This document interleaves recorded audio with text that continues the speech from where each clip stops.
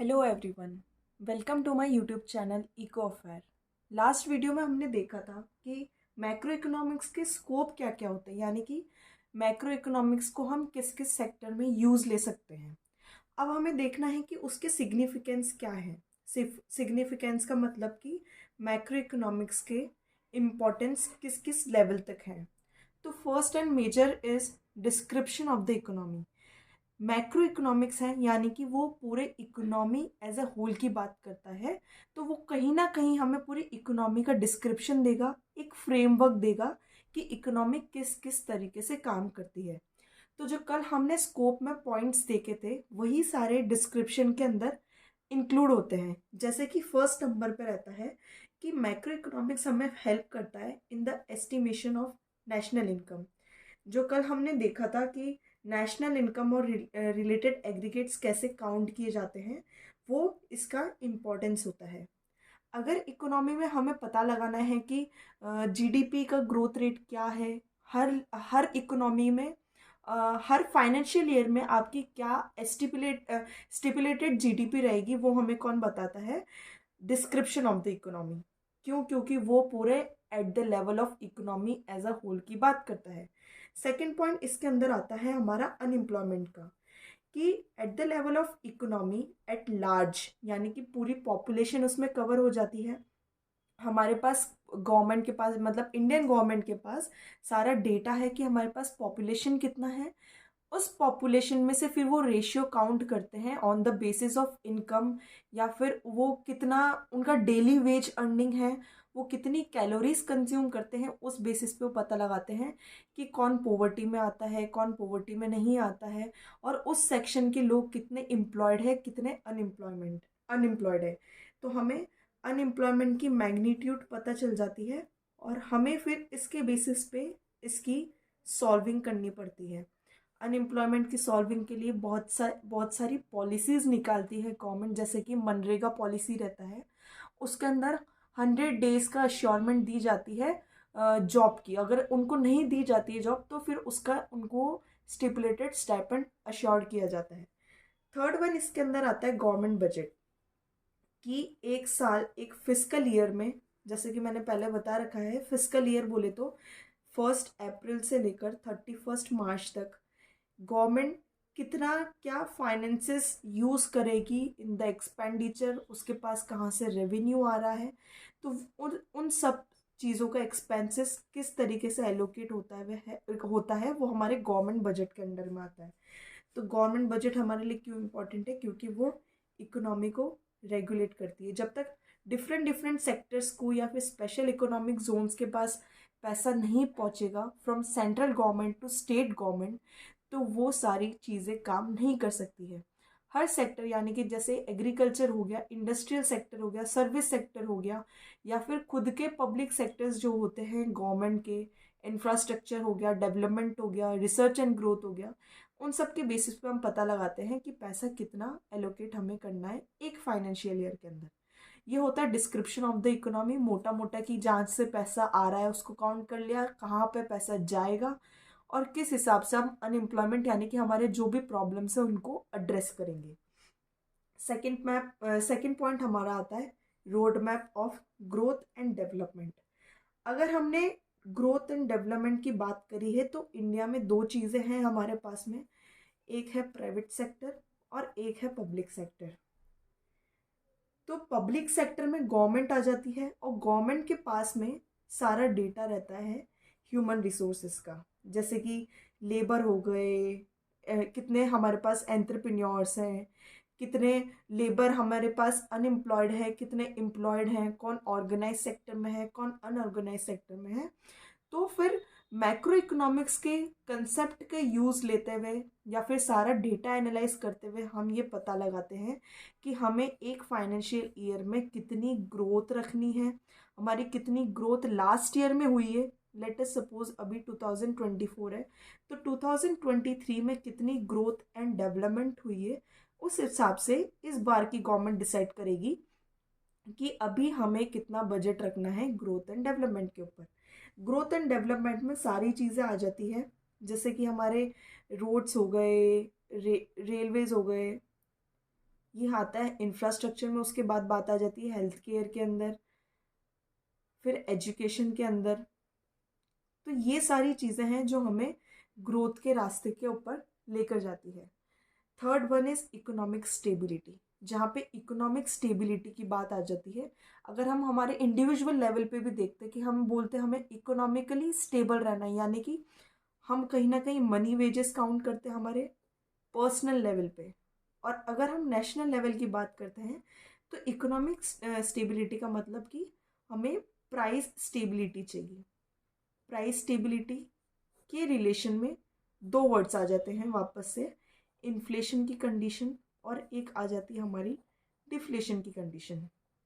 Inflation की condition में prices unexpectedly rise होने लग जाते हैं और डिफ्लेशन की कंडीशन में प्राइजेस अनएक्सपेक्टेडली फॉल होने लग जाते हैं। ये दोनों ही कंडीशन किसी भी इकोनॉमी के लिए सही नहीं मानी जाती है। तो इसको वापस इक्विलिब्रियम पोजीशन पे लाने के लिए, इक्विलिब्रियम मतलब क्या हो गया कि नॉर्मल कंडीशन पे लाने के लिए, कि ज़्यादा से ज़्यादा प्राइजेस इंक्रीज ना हो, जितनी डिमांड है उसके इक्वलेंट में सप्लाई आने लग जाए, तो फिर हमारी प्राइस स्टेबिलिटी क्रिएट हो जाती है। तो हर इकोनॉमी हर इकोनॉमी ये इंश्योर करती है कि कभी भी लॉन्ग पीरियड के लिए इन्फ्लेशन या डिफ्लेशन की कंडीशन ना रहे। उसको देखने के लिए हमारे पास सेंट्रल बैंक है आरबीआई, जो बार बार ये इंश्योर करता है कि इकोनॉमिक स्टेबिलिटी बरकरार रहे इन द इंडियन इकोनॉमी। नहीं तो फिर जो आरबीआई फॉलो करती है वो होती है मॉनेटरी पॉलिसी, और इसका दूसरा वे होता है जो इंडियन गवर्नमेंट फॉलो करती है वो होती है फिस्कल पॉलिसी। तो through the means of fiscal policy and monetary policy we can achieve economic stability in Indian economy. Fourth point आ जाता है हमारा balance of payment status. Balance of payment status मतलब ये होता है कि हमारी इकोनॉमी वर्ल्ड लेवल के ऊपर, यानी कि इंडियन इकोनॉमी वर्ल्ड लेवल के ऊपर कितने अच्छे से काम कर रही है। बैलेंस ऑफ पेमेंट्स मतलब कि कहीं ना कहीं इसका रिलेशन आ गया इम्पोर्ट्स एंड एक्सपोर्ट्स के रिलेशन के अंदर। कोई भी अगर सक्सेसफुल इकोनॉमी रहेगी, या फिर हम कह सकते हैं पावरफुल इकोनॉमी वो होती है जिसका एक्सपोर्ट रेशियो इम्पोर्ट रेशियो के कंपैरेटिवली बहुत ज़्यादा रहेगा। जैसे कि यूएस कंट्रीज़ हो गई हमारी, अमेरिकन कंट्रीज़ या जापान जैसी कंट्रीज़ हो गई जो बुलेट ट्रेन का बहुत ज़्यादा एक्सपोर्ट कर रही है। उनके पास इतनी ज़्यादा टेक्नोलॉजी है कि वो रूल कर पा रहे इन द वर्ल्ड। तो बैलेंस ऑफ पेमेंट में हमें ये देखना पड़ता है कि हम कितना एक्सपोर्ट ज़्यादा कर रहे हैं और इम्पोर्ट हम कम से कम करें। क्यों? क्योंकि अगर हम एक्सपोर्ट करते हैं, मान लीजिए इंडिया से हमें इंडिया की करेंसी रुपीज़ है और हमें अमेरिका से ट्रेड करना है, अमेरिका की करेंसी डॉलर है। तो अगर हम यहाँ से सामान अमेरिका भेजेंगे, हमने यहाँ से मान लीजिए स्पाइसेस का ट्रेड करा, हमने स्पाइसेस भेजे, तो अमेरिका से हमारे पास में डॉलर आएगा। डॉलर अगर आ रहा है तो हम कहेंगे हमारी कंट्री में फॉरेन एक्सचेंज का इनफ्लो हो रहा है। और अगर वही हम यूएस से अगर टेक्नोलॉजी को इंपोर्ट कर रहे हैं तो हमें यहाँ से हमारा पैसा देना पड़ेगा, यानी कि फॉरेन एक्सचेंज का आउटफ्लो हो रहा है। तो ज़्यादा से ज़्यादा हमें क्या करना है, फॉरेन एक्सचेंज का इनफ्लो लाना है, ताकि क्या हमारा एक्सपोर्ट का कंडीशन बढ़ती जाए और हमारी बीओपी स्टेटस पावरफुल होती जाए eight the level of economy, at the world level. Fifth point हमारा आ जाता है problems of poverty and environmental pollution. हमने पैसों की बात कर ली, ग्रोथ देख लिया, इकोनॉमिक स्टेबिलिटी कैसे लानी है, एक्सपोर्ट इम्पोर्ट सब कुछ देख लिया, लेकिन इंडियन गवर्नमेंट के अंदर कहीं ना कहीं ह्यूमन रिसोर्स सबसे ज़्यादा डोमिनेट करता है। हमारे पास में कैपिटल रिसोर्सेज कम है और ह्यूमन रिसोर्सेज ज़्यादा है।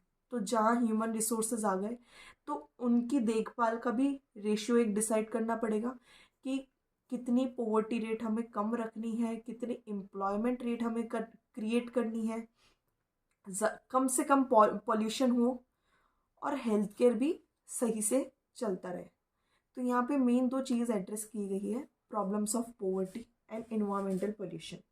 प्रॉब्लम्स ऑफ पोवर्टी इसलिए आती है क्योंकि सोशल वेलफेयर सही से इम्प्लीमेंट नहीं हो पाता है, या फिर हम कहें कि अगर हम इंडियन लेवल की बात करें तो 1% जो पॉपुलेशन है वो more than 90% of resources hold करती है, और जो 90% ऑफ पॉपुलेशन है वो मिनिमल 1% ऑफ रिसोर्सेज होल्ड करता है। इसलिए इतना हमारे पास वाइड गैप है और पोवर्टी रेशियो बढ़ता जा रहा है। अब पोवर्टी होने के बहुत सारे रीजंस हैं कि उनको अच्छी हेल्थ केयर नहीं है, उनके पास इतना पैसा नहीं है कि वो 2 टाइम का खाना अरेंज कर पाए, उस वजह से ये पोवर्टी की कंडीशन से नहीं निकल पाते हैं। और सेकंड चीज़ हमें मैक्रो इकोनॉमिक्स के लेवल पर एड्रेस करनी है एनवायरमेंटल पॉल्यूशन। इंडस्ट्रीज जितनी ज़्यादा क्रिएट होती जाती है, जितना ज़्यादा मैन्युफैक्चरिंग यूनिट्स क्रिएट होती है, पोल्यूशन उतना ज़्यादा निकलता है। पर at the level of country as a whole Indian economy को ये इंश्योर करना पड़ेगा कि कैसे इस इन्वायरमेंटल पोल्यूशन को कंट्रोल रखते हुए प्रोडक्शन बढ़ाया जाए।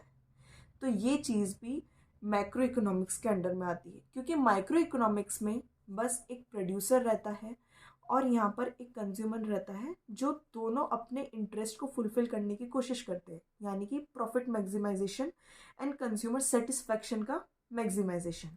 तो ये चीज़ अगर हम देखें माइक्रो इकोनॉमिक्स पे एड्रेस नहीं हो सकती है, इसलिए हमें मैक्रो इकोनॉमिक्स का यूज़ लेना पड़ता है। 6th one is policy formulation. तो जो गवर्नमेंट है, सेंट्रल गवर्नमेंट, उसके पास ये अथॉरिटी रहती है कि वो पॉलिसी फॉर्मुलेशन करे। उसके पास थिंक टैंक है, अलग अलग मिनिस्ट्रीज़ हैं, नीति आयोग है, उसके अंदर टॉप ऑफिशियल्स रहते हैं जो ये डिसाइड करते हैं कि एक फिस्कल ईयर में कौन कौन सी हम पॉलिसीज़ यूज़ करेंगे to address the following problems, जैसे कि पोवर्टी हो गया, अनएम्प्लॉयमेंट हो गया। अनएम्प्लॉयमेंट के बाद में हम देखते हैं कि कैसे ह्यूमन रिसोर्सेज को हमें डेवलप करना है, तो उसके लिए अलग अलग पॉलिसीज़ को फॉर्मुलेट किया जाता है। जैसे कि गवर्नमेंट है, वो अपनी थ्रू प्लानिंग प्रोसेस ये डिसाइड करती है कि हमें कितना ग्रोथ एंड डेवलपमेंट अलग अलग सेक्टर्स के अंदर में देखना है। तो यहाँ हम कह सकते हैं कि अगर हमारे पास पॉलिसी फॉर्मुलेशन सही तरीके से रहेगी तो हम सेक्टोरल डिस्ट्रीब्यूशंस देख सकते हैं कि एग्रीकल्चर सेक्टर के पास कितना जाना चाहिए, इंडस्ट्रियल सेक्टर के पास कितना जाना चाहिए, और सर्विस सेक्टर के पास कितना जाना चाहिए। तो मैक्रो इकोनॉमिक्स पे हम ये बात इसलिए करते हैं कि जो पूरी कंट्री की पॉपुलेशन है वो कहीं ना कहीं गवर्नमेंट के हाथ में उसका डेटा है, और यानी हमारे पास एक मिक्स्ड इकोनॉमी है जहाँ प्राइवेट तो अपना प्रॉफिट मैक्सिमाइजेशन की बात करता है सिर्फ, तो गवर्नमेंट या फिर जो हम कह सकते हैं पब्लिक सेक्टर ही एक इकलौता सेक्टर है जो ये इंश्योर करेगा, यानी कि गवर्नमेंट को ये इंश्योर करना पड़ेगा कि इन सारी जितनी भी प्रॉब्लम्स है अभी हमने देखी माइक्रो इकोनॉमिक लेवल पे, उन सबको एड्रेस किया जा सके। तो ऊपर से अगर हम देखते हैं तो सिग्निफिकेंस क्या रहता है मैक्रो इकोनॉमिक्स का, कि वो पूरी इकोनॉमी का डिस्क्रिप्शन हमें दे देता है। उसके बाद में हमें ये पता चल पाता है कि किस किस सेक्टर में ग्रोथ और डेवलपमेंट हमें करनी है, किस तरीके से इकोनॉमिक स्टेबिलिटी को हमें अचीव करना है through monetary and fiscal policy, और उसके बाद में बैलेंस ऑफ पेमेंट कैसे इंश्योर करनी है, पावरफुल हमें नेशन कैसे बनना है, और उसके बाद कि पोवर्टी का प्रॉब्लम कैसे एड्रेस किया जाए, इन्वायरमेंटल पोल्यूशन का प्रॉब्लम कैसे एड्रेस किया जाए, और गवर्नमेंट किसी भी इकोनॉमी में पॉलिसी फॉर्मुलेट कैसे करती है। तो ये था हमारा मैक्रो इकोनॉमिक्स का फर्स्ट चैप्टर। बाकी के चैप्टर्स के लिए मेरी वीडियोस टाइम टू टाइम देखते रहें, और अगर आपको कोई डाउट है तो आप कमेंट सेक्शन में ड्रॉप कर सकते हैं, नहीं तो आप मेरा टेलीग्राम चैनल ज्वाइन कर सकते हैं for better reach. Thank you.